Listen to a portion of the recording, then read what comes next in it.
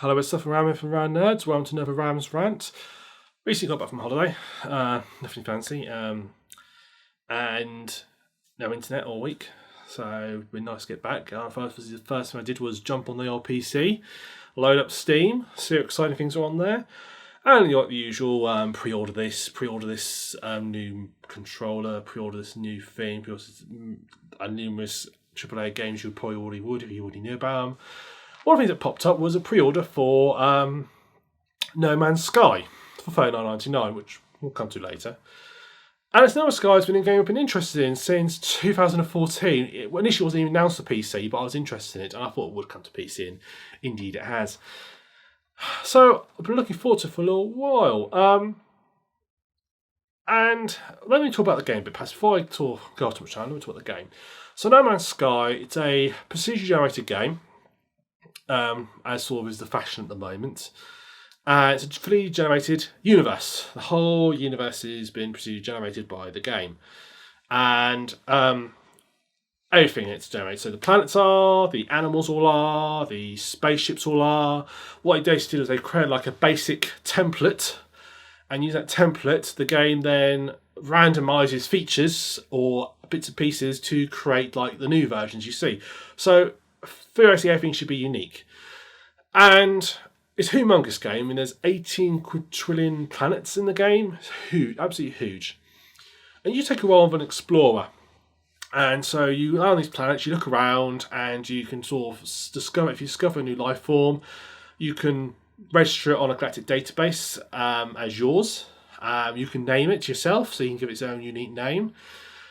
And same with the planets become locked as yours, so everything you discover is yours. It's yours, it's unique to you, and it's tied to you. And when you upload them, you get currency, which allows you to buy more, allows you to buy upgrades for your ships, better survival gear, better abilities, and all sorts. It's also got in a bit of mining in it, so you can harvest resources from planets, with like mining laser. And if you do too much, you might get attacked by some things called sentinels. That these like robots that sort of come and defend the planets. That doesn't really make sense, but they're there. Has both space combat, first-person combat, obviously mainly against the sentinels. Space combat, yeah. So in space, you might encounter other ships, sort of moving about, and they may fight you. You can fight back. I mean, also the game looks fantastic. Quite simple, but very well. It's not super detailed, but it's what is there is very well designed, in my opinion. It's a bit too brightly coloured for my liking. Everything is really garishly bright. I would like to tone down a little bit. Your eyes will burn out your skull from watching it too much. But it looks spectacular. So the planets themselves look cool. There's a bit of variety in planets. Initially, the first trailers all look very similar. Now there's a bit more variety. We've seen sand planets or very jungly looking planets, more foresty planets as well. When you go into space, so when you want to take off into space, you just jump in your ship, aim at the sky, presumably No Man's Sky himself, fly full pelt at it, and you will fly into the atmosphere and fly out. I think there must be some sort of hidden loading screen there, because it might not be, but it looks a bit like there's a hidden loading screen there. But when you fly out, and there is no, you fly out to the ether, you can then encounter other ships. You can fly to different planets. You can have a fight. You can do all sorts. You'll see ships warping in, jumping into the atmosphere, into the area. You yourself can be warped to another star system. All looks pretty cool. I've seen there's been shots of you being shot out like another bigger ship, like a carrier ship, a bit like Battlestar Galactica, where the Vipers get launched. There's been shots of you getting flung out, which looks quite cool as well. The spaceship battles in it, there's been battles between two factions. They're quite big battles. Well, I mean, there's one of the video shows two large groups of ships sort of toting out and they're launching fighters. Looks pretty spectacular, to be honest. Looks quite cool, to be honest. The animals themselves look quite neat, and they are sort of at the realms of believability, not too weird. Whether they'll be very careful what they show you. They will say initially all of a dinosaurish.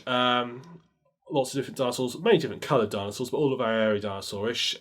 Even their behaviours are randomised apparently. But there's been some other things like goat things been seen. There's been some sort of sandy worms. been seen as well. I don't want to call them sandy worms, but I like it now. I'm going to stick with that. So it looks really nice, but I have problems with it. The core mechanic of discover it, it's yours, upload it, while seemingly neat, feels a bit weak. Weak, I think, because I think it'll get fairly boring very quick. I think it'll be a bit more of a novelty. You'll discover a few things and that'll be it. And I think you'll end up grinding it. You have to discover things to get more currency to upgrade your ships. But I think you'll be doing it more to just grind up and get more bits than for any other real reason. I know you can argue most games are a bit of a grind, but as long as they're a fun grind, it doesn't really matter. And also another problem with it is that they've said that there's so many planets in the game, the odds of another player encountering a planet or two players meeting are so remote as to be almost unlikely. This says to me that odds are every planet you go to is going to be unique to you, and likewise you'll like to find other players' stuff, and likewise another players will like to find your stuff. So the whole idea of discovering these animals and sort of uploading them seems a bit pointless. Seems a bit of a waste of time, really, to be honest. It's the uniqueness of it seems a bit gone, because the idea of this is mine now, discovered it, is ruined. So I'm not so keen on that aspect. I feel that feels a bit weak. They have mentioned one there, sort of bullet points for the game, that it's going to be like surviving on a frontier and that you've got to survive, but we've not seen any of that in the gameplay trailers. And any of the sort of demonstrations they've done, they've not shown that either. The trouble is, all the trailers are very similar. You start on a planet, usually. You might see something on space, but often you start on a planet. And you'll look around a bit, then jump in your ship, fly into space, see a few of the ships, land on another planet, look at some dinosaurs, and that'll be it. Shoot a few things, get attacked a little bit for dinosaurs, and that'll be basically it. All seems a little bit, but they're all the same. If you watch one No Man's Sky trailer, you've pretty much watched them all. They're not sort of showing off the bits. I mean, they've talked about survival in it, and I like survival games. I quite enjoy them, but show me something about it.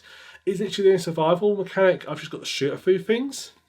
Is that it? I mean, do I have to sort of, they've said that you need to refill at sort of star bases, and every star have a star base you can refill at, so that's not an issue.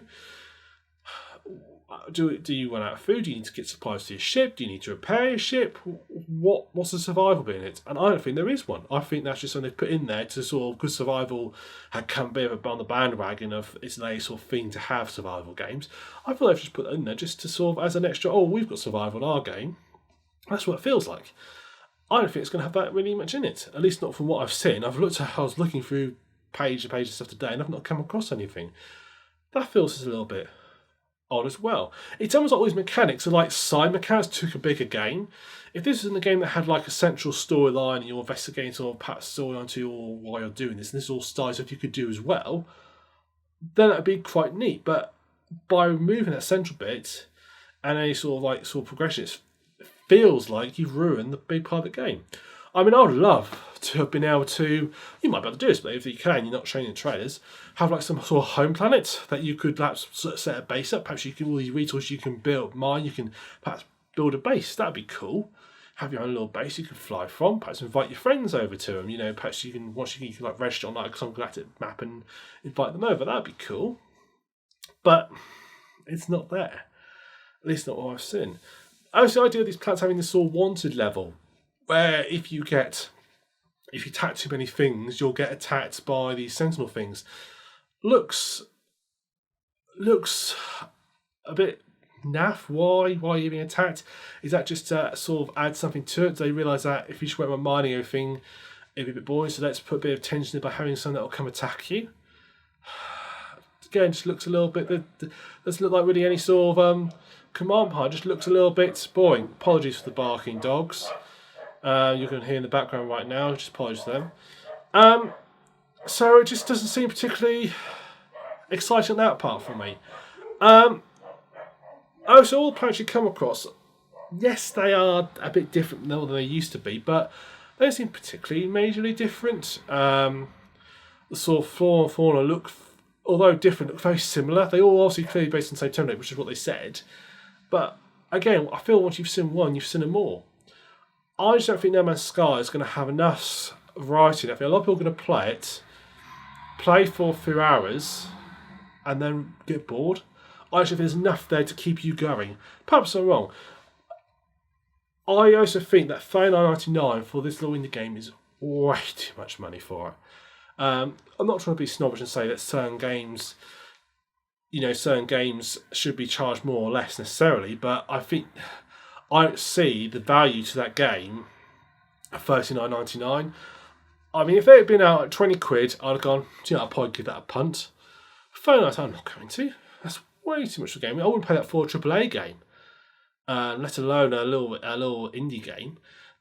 Okay, I appreciate they put a lot of work in and pay themselves, but still, it's a lot of money. I probably will pick up No Man's Sky. I'll probably pick up in the Christmas sales, I'd imagine, on Steam. That's why I'll probably get it and hope they'll do a good deal, perhaps like 70% off, that old half, 50% off. Then I probably will give it a try, but until then, it's unlikely. So, I think that's my conclusion to the game. I'm not that excited about No Man's Sky anymore. It's lost me because it's not showing me anything new or different. I've lost my enthusiasm for it. Which was a shame because at the time it was very promising and I like the idea of it. I think the space niche has been, to me, fulfilled by Elite Dangerous. That has fulfilled that nil niggle that I wanted in a space game, has been fulfilled by that. And No Man's Sky has missed the boat, as it were. Because a lot of what you're doing that is also what you do in Elite Dangerous. So, yeah, I think that's going to be a no for me at the moment. Well, I hope you enjoyed this little bit of Ram Rants. So I've been the Suffolk Ram. If you like this, by all means, subscribe to our channel. If you have any comments, leave in the comments. I do read them, and sometimes I get around to replying to some of them as well. So thank you very much for watching. See you next time.